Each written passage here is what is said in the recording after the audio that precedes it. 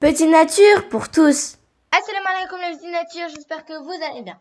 Aujourd'hui on se retrouve pour une nouvelle vidéo où je vais vous parler de la naissance de Moussa alayhi salam et un peu de sa vie. C'est parti. Après la mort de Youssouf alayhi salam, les Égyptiens avaient fait des croyants leurs esclaves. Ils leur faisaient construire de grandes pyramides et d'autres grands bâtiments.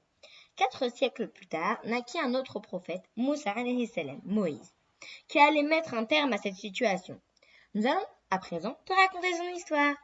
Pharaon, le roi des Égyptiens, qui se prenait pour un dieu, vit une nuit un rêve où un feu brûlait son palais. Effrayé, il demanda à ses conseillers d'interpréter son rêve.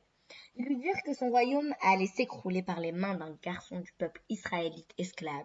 Alors l'ignoble tyran ordonna à ses soldats de tuer tous les bébés israélites de sexe masculin. Mais personne ne peut rien contre la volonté d'Allah. Écoutez ce qui arriva. Il y avait une petite maison en ville où un petit garçon venait de naître. Sa mère l'appela Moussa. Elle était inquiète. Comment le protéger contre les soldats de Pharaon? Allah lui indiqua alors de placer son bébé dans un panier en forme de coffre et de le poser sur le fleuve. Or, le panier poussé par les flots arriva jusqu'aux rives du palais de Pharaon. Le petit Moussa allait-il être tué?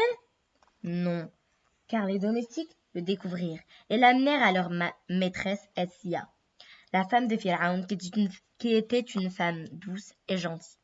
Comme elle n'avait pas d'enfant, la vue de ce bébé la charma. Le soir, elle supplia Pharaon de ne pas tuer ce bébé et de lui permettre de l'adopter.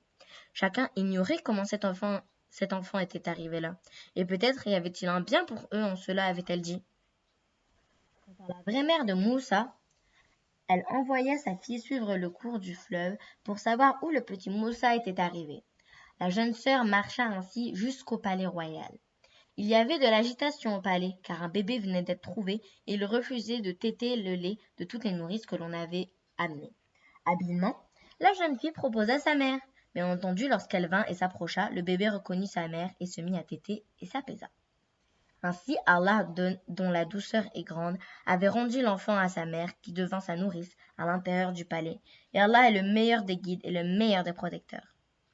Moussa grandit et devint un jeune homme, sous l'œil attendri de deux mères, sa propre mère et la femme de Pharaon.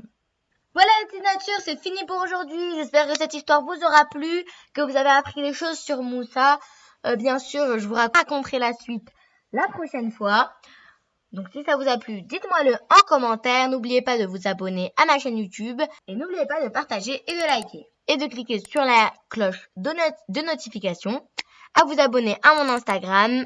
Et moi je vous dis assalamu alaikum. Prenez bien soin de vous.